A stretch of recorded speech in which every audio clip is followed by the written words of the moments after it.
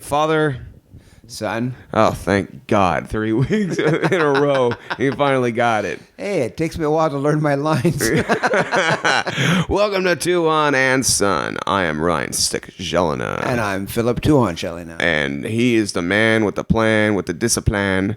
And I am the Son. merc with the mouth. Anyhow, what's a merc? I think it's a mercenary. Oh, That's someone who does it for that's money. why they call Deadpool that. Oh, It's so neat to see people learn things. Oh, learning's fun here, everyone. Oh, that's a horrible Mickey. I do a way better Mickey usually. Ugh. See, that's the thing. That's what I'm talking about promises. I promised I'd do a good Mickey Mouse impression. That's another promise I didn't do. Well, gosh. Oh, that was pretty good. That was getting better. It's like you'd had a little bit more of the Mickey.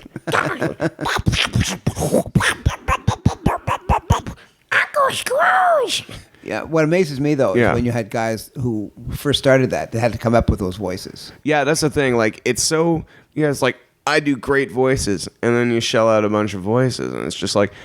If you... Like, Billy... amazing people like Frank Welker and Billy West, like these guys that... Billy West did all of Futurama, pretty much. Well, but there's a guy, Mel Blanc, who did all of the old Looney Tunes guys. Okay. Yeah, like these amazing stuff. In fact, there's a movie with John DiMaggio coming out where it's all about like I think it's called Whose Voice Is That or something, and it's highlighting voice actors. And John DiMaggio, for those who want to know, is Bender from Futurama. Well, hey. Yeah. So anyway, topic of the day, Dad. Parts of reasons why I broke promises about putting out shows is because I was very ill this week. Yeah, I remember. I stayed away from you as far as from Sunday to Wednesday, from Sunday to this minute. Let's just say that. All right, okay. You know, but I could get out of bed by Tuesday, but there was 3 straight days of being completely passed out. But, ladies and gentlemen, the cool thing about this is that it's almost like my musical mind has been unconscious all summer, all fall. Not fall, all spring. Since the last Holiday Hooligan show, I've just been completely, like, haven't written a line, like, nothing. And then all of a sudden, those 3 days, it's like I woke up, and so did Music Ryan. And Music Ryan was pissed that he was asleep for so long, and he's been writing for 5 days, and some real good stuff, actually. So that's awesome, you know? And as they would say in music, duly noted. Yeah. So it's like waking up with Daredevil powers, but, you know, musical. I'm blind. I can't see, but I can play anything. Yeah. Dad, the reason why I'm bringing all this sick stuff up is that you're in martial arts. I wanted to know, is there any style of martial art that is truly impossible to do when it completely with a flu, let's say? Like, because you've been alive for so long and you've been doing martial arts for so long. I'm so old. Yeah, you're so f***ing old, Dad. And decrepit. And mostly decrepit. And you've had sicknesses and all that stuff. And you've had to teach anyway. What's the martial art that when you were sick, what sucks the least to do when you have the cold? Well, it's funny because each one of them, I mean, if you really, really love one, you're going to be able to manifest the energy it needs to do it. But you won't necessarily do the most energetic stuff. Yeah. So things like Kali. Kali actually takes an awful lot of energy if you're actually fighting with each other, because you're swinging the stick and you're trying to whack the other guy so that he actually doesn't come any closer or things like that. I mean, and you've got some equipment on, so even if you do a really good shot, you're not necessarily going to get the result that you're looking for. But when you're just doing stuff like that, and it's a tool-based art, which means you're using something and not just your body, you can do that in a way that will not necessarily be it won't take as much energy. So that'll be good. Things like, arts like judo are probably very, very difficult to do because they're all large muscle groups combined with small muscle groups if you actually were successful in doing the throw. I mean, I've seen video, because for the longest time in things like the UFC, a lot of guys lot of judo type people never really succeeded as well. I mean, even world champions, but they would fight. Some of the Japanese world champions and Olympic champions, they would fight in the Pride championships, and they would literally, not win because when they fight Pride, I'm like, what? They went down to the gay Pride, like no, the gay it's not that guy. But Pride is a Japanese. They were jerks. Pride was a UFC type show. That occurred in a ring and not in a cage. I recall, didn't you have some VHSs of that or something? Yeah. Well, okay. Anyway, so what was happening? And the VHS thing indicates how long this has been around. Exactly. Anyway, well, that like I'm f***ing old and decrepit too, but but not as old in my own right. Well, actually, you're about literally half my age this year. So hey, anyway. Yeah, I'm also half the man you are, Dad. I'm trying to lose some weight. Okay. Hey, no, I meant as in you ain't half the man I am, and it's just like Yeah, but if you were Marlon Brando, that would mean like 25 pounds. You ain't half the man I am. Yeah. You ain't nothing. Anyway, but getting back, so I don't lose. Okay. I've been ill, Father.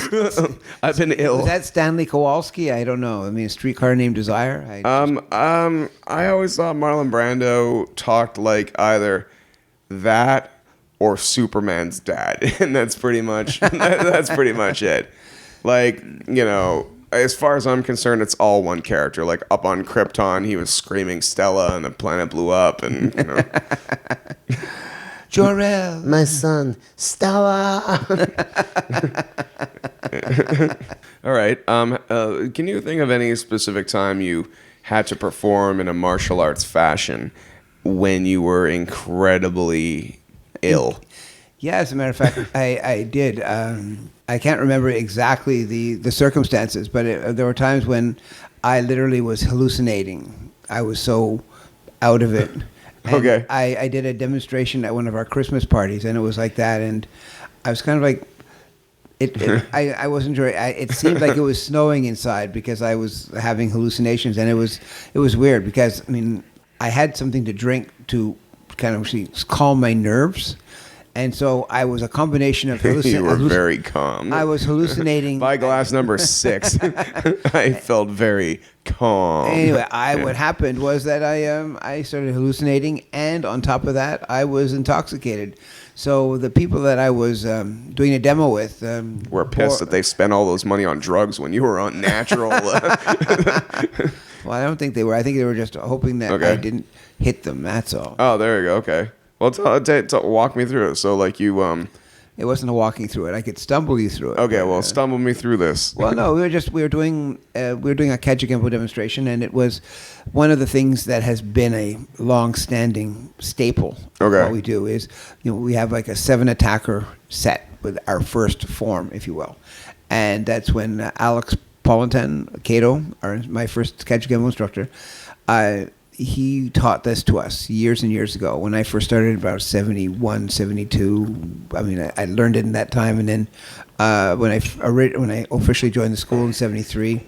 So he would do it all this time, and he would attack and defend, and he was really, really good. And so you always tried to channel him when you were doing stuff, and I was trying to channel him, but all I was channeling was feelings that I wanted to that various internal organs wanted to release product into the atmosphere, and I was pretty sick. So so I was doing this stuff, and I was kind of like hallucinating, seeing double, being intoxicated. So I apologize. Sounds fun. Yeah, well, I'm apologizing to everybody who I was doing this training with, because not only did I probably hit them more than I should have because I didn't have any control, I probably made them sick too. So because I was probably a major cause of whatever illnesses they suffered subsequently. All right. Any other times you can think of that, like involving cults? Because that's the subject of the show this week. It's about flus. All right. Well, here's a story about illness that's related to martial arts,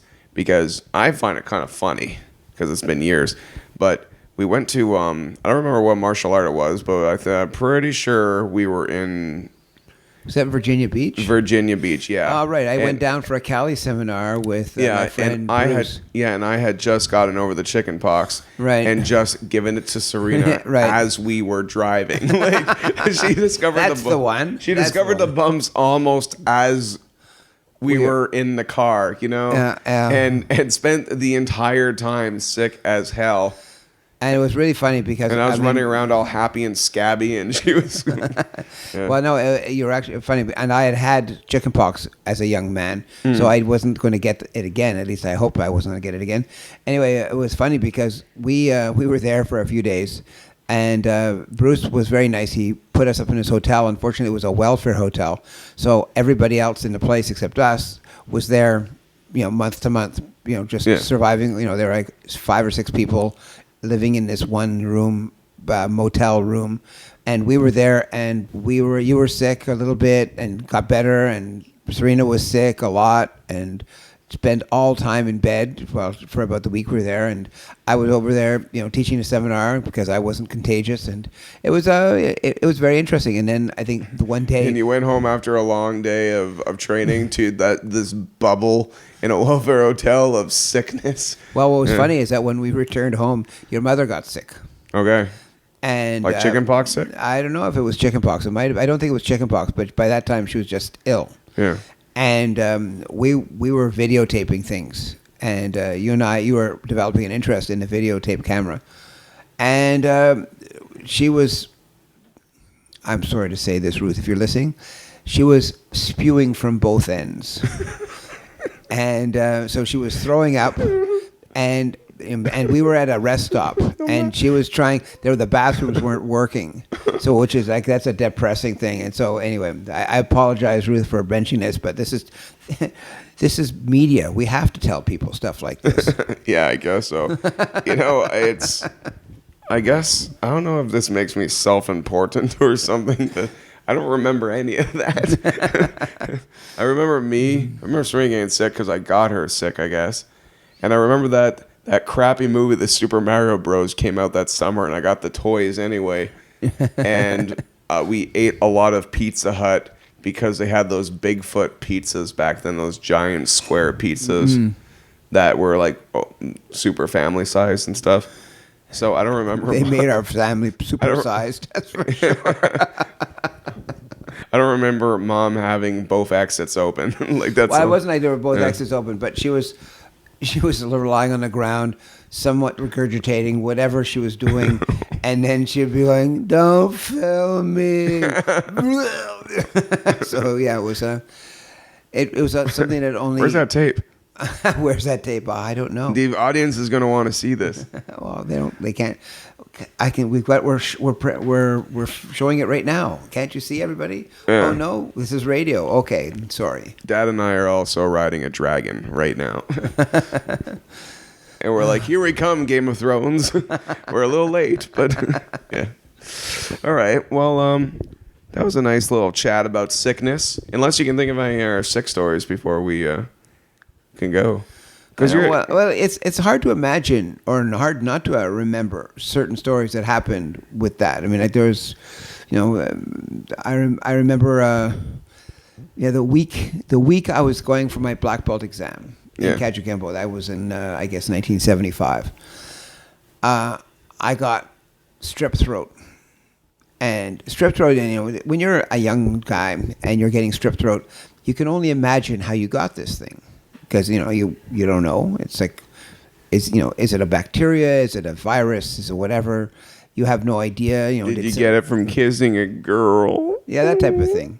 So you didn't understand it. You didn't know these things. So you started envisioning all sorts of possible options, and you were going, "Oh gosh, no! Oh no! Oh no!" Anyway, so I had this strep throat. I could hardly move. You can't swallow properly. You can't eat, therefore. You can drink sort of, but only if you kind of let the liquid enter the front of your mouth and you kind of like... And wince until it goes down. And wince until it goes down, yeah. So you're not really able to do the things that you think you'd like to do with even a glass of water. So, and of course, the black belt exam, this is a sacrosanct thing. So they have taken their time out of their lives to put this test for you. And so, of course, I did this test.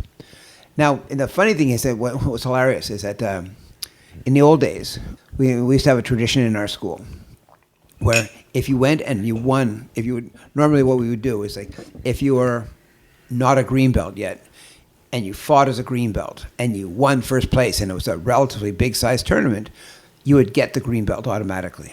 And if you were not a brown belt, and you fought as a brown belt, you would get the brown belt automatically. But what if you went to a tournament and you just so happened to be surrounded by a bunch of people who barely do anything? deserve the belts they have coincidentally? Yeah, that I'm sure that would have happened in the past. But anyway, so what happened is that I went to this big tournament in Montreal the weekend before my exam, and I won. And it was but it was funny because I had no intention of not taking this exam. Okay. I mean, I had no intention of it. But there were some guys at that school that really like to jerk you around. They like to play with your head. And this one guy came up to me and said, "Hey, Phil, what's this shit about you having to take an exam?" I said, "What do you mean?" And he said, "Well, we got the school tradition, They said that, whenever you would win a black belt division in a tournament, you shouldn't have to go for the next exam. You should, get that belt automatically." Dad used to train in a Martin Scorsese movie. Anyway, so this guy was talking to me, and I said, "Yeah, well, whatever you think. But I knew because I'd seen this stuff happen before in our school. There were some slimy guys who would come in. They would say things just to screw you up. So I was going, okay. And then, almost like clockwork, about a day later, my instructor came up to me and said, "So, Phil, I've been hearing some things." So, well, what's that, Cato? Because Cato was his nickname, and everybody called him Cato because in those days, calling him his nickname was the same thing as calling anybody, like it's like a title. When you speak like Robert De Niro and you say the word Cato, it really throws me off. Okay, well, I'm not trying to speak. Martin Scorsese presents the Green Hornet. Anyway, so this. No, keep talking, man. It's fun. My instructor. My instructor. I'm gonna go back to Brando. Okay. Anyway, my instructor came up to me and said, "So, Phil, I've been hearing some of you say some things. What do you think?" And I went, "Oh, Cato, how you doing?" And he said, and I could see he was clenching his teeth and clenching his fist because he liked to jerk people around only to slap them down if he found out they'd done something stupid. Which, in a lot of cases, is pretty, self-destructive or whatever, but it didn't matter. It was you have strep throat at this time? Yeah, I had strep throat. No, I had the strep throat. Yeah, I had strep throat at this time. So I was at that, I was kind of like going, You're like, ow, my throat. Yeah, well, yeah, but I was at the same time, I'm going, I got to train. Anyway, but I knew that this was being set up. I knew that this was going to happen. Because of the guy that spoke to me. So I said, "Oh, okay, so I'll just wait. I'll wait." And so when he came up to me, I sort of said, "Okay." The pin drops. I know, So a little while later, he's thinking that he's caught me having said this horrible thing. And I said, "You know something, Cato? What did you hear? What did you hear?" He said, "Well, I heard that you didn't feel that you had to take the test because, you passed, you won this tournament." And I said, "No, Cato. What I said was, when I was asked, 'Hey, Phil, do you think you should take this test?' I don't think you should take this test because, that's the tradition in the school." And I said, "Whatever you think." You know why I said whatever you think? Because I never wanted to say those words. I never wanted to say I didn't accept the exam because, quite honestly, I wanted to take the exam. Why? So never anybody could ever say, "Oh, Phil just won some stupid tournament and didn't pass his black belt exam," because that kind of crap haunts you for the rest of your martial arts career. So it was funny because they thought that they had slipped out the rug from under me. And I said, "Nope, I'm here. I'm fully prepared to take this test because that's what, I've studied for this test. I've trained for this test. I don't need anything like this." But it was just funny as heck. So I went, took my exam, I passed it, and With strep throat. with the strep throat, yeah. Yeah. But I mean, I tell you something. At a certain point, when you want something like that and you want it that badly, there's nothing that can stop you. I mean, it's almost as if it's not so much nothing can stop you. It's just that you are so preoccupied with the prize, if you will. You have a goal, and the goal is to achieve this thing that you have to do physically to achieve it. You put your brain in another place, and you go and do it. And later on, you of course, you sort of like crawl back into whatever your regular skin is, and your throat hurts again, and all of these things hurt on top of the pain and suffering that you had. But you don't care about it that anymore because that doesn't matter. Well, that's a wonderful way to end off on, Dad. So let's go off on a tangent about Mom's butt and mouth. That's not nice. Yeah. She's going to be very upset when she hears us say this. Oh, Mom. Mom, God, Mom, God bless her. She, all the times I've ever been sick, she's nursed me back to health. Mom, we're saying it online. I love you very much. I just want you to know something. That you got sick off Serena's chickenpox and not mine. Wasn't me. No, I may have been the monkey in outbreak, but you were affected by all the people who were affected by the monkey in outbreak. And with that, let us say goodnight. I am Ryan Stick Shelna. And I'm Philip Tuhon Shelna. Riding off in that sunset, climbing that hill into the and just to let you know, tomorrow before we forget, anybody that might be interested, if this episode comes out before October 3 or 4, is Grand Tuhon Leo Gahe, my Cali teacher, will be in Montreal giving a seminar at my school. And if any of you guys want to see... You better drop that address in there. Yeah, it's 1117 St. Catherine West, room 222. And our telephone number is 514-281-9928. And we would love to hear from you if you're interested in being part of that seminar. That would be, if you have a Cali interest, that's one heck of a way of finding out about it. All right. Good night. Good luck. And may your battles be noble and epic. Yeah, what we have to do is we have to come up with some sayings. We have a beginning. We don't have an end. All right. Good night. Good night.